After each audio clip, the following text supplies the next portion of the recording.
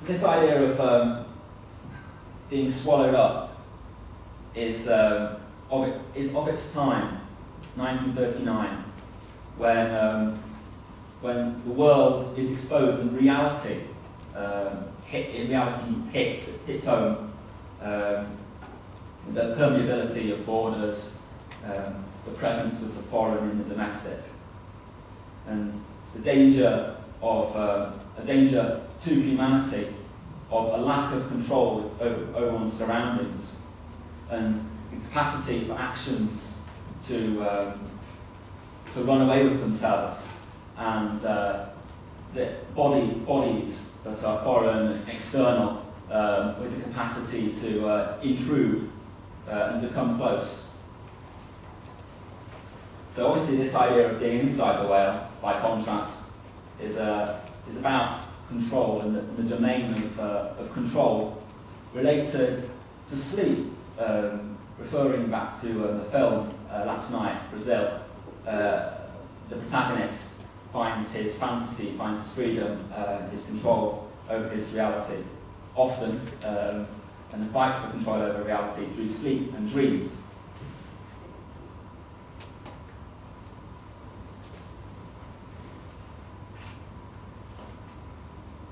Well, daydreams. Back to his being inside the whale, his comfortable, cosy home life. He was glad enough to escape, but in imagination, in daydream, countless people have envied him. So, his position is not the real world. It's a fantasy world, and it expresses the idea of being tired with reality, and that goes back to being tired of, particularly of the reality of work. The strapping man who goes out to work, while he's at work, bring home a pound to his family? Is he daydreaming in part during the day and wishing he was inside the whale? So this oppression, and this oppression is related to the dream world, the fantasy world. Obviously, as with the film Last Night, the dream world isn't exclusively a place of the realization of desire, but also a place of fear, where fears become manifest, where bad memories take gruesome shapes. And obviously the memory of the Great War is one of those in Orwell's context. And particularly in class terms, the officer class that sent workers to their death. So also from inside the whale, a few lines down, the soldier advancing into a machine gun barrage or standing waist-deep in a trench, knew only that here was an important experience in which he was all but helpless. So in context of this idea of the whale, a negative way of looking at inside the whale, the experience of being inside the whale, is one in which one is put in that position of hopelessness, that position of being unable to affect real change, but almost a gruesomely fantastical position by forces outside. And obviously, even for Orwell, even socialists are part of the elite, part of that reality of which to be tired. They're not necessarily liberators, but imprisoned in their own mannerisms, in their own bourgeois characteristics. Middle-class ILP and bearded fruit juice drinker are all the class of society so long as they see the proletariat through the wrong end of the telescope. Force them into any real contact with the proletariat, get them into a fight with a drunken fish porter on Saturday night. Interesting, the relation back to fish. And they're capable of swinging back to the most ordinary middle-class snobbishness. Some of that thought relates back to Matthew Arnold and his 19th century thoughts about the ordinary self. The idea that we are imprisoned in classes, or ordinary selves are Philistines and so on, that we're middle class. I forget the populace, Philistines, and barbarians. Barbarians, Philistines, and Populace. populace. Yeah. So yeah. So this idea of being positioned by these alien bodies, being locked into a grid, being unfree in society.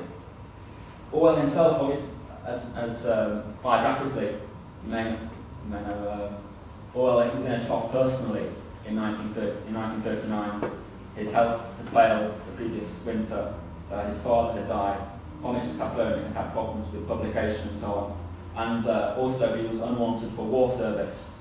And it was remarked apparently that Orwell had tried harder to get into the army than others had tried to get out. So now to the second half of the paper, and having positioned Orwell and Inside the Whale in a pre-war context, I want to take that forward into the 1960s and the New Left. The Whale had a posthumous life, as Charles mentioned, resurfacing in the New Left, and I would characterise the New Left in Britain as a movement against sleep. E.P. Thompson's book, Out of Apathy, has already been mentioned. It was, I believe, the first New Left book. New Left books being a publishing organisation in 1960. And the book, Out of Apathy, became part of controversy in the 1960s in New Left Review.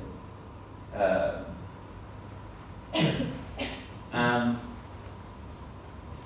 the theme which came into this controversy is the idea that Britain was reinvigorating itself by stepping into a real world, a real European world outside of Britain.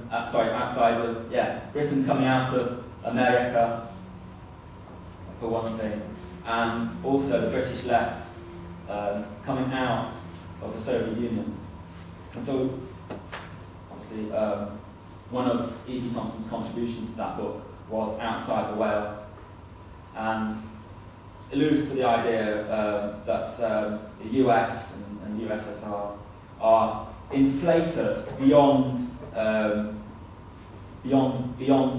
what is useful, and the possibility is for the revival of a small Britain. And this relates not actually to Britain within Europe specifically, but more to the idea of the island story, and the sense that Britain's desire was to explore the unknown, to explore the sea, and to explore making fantasy real.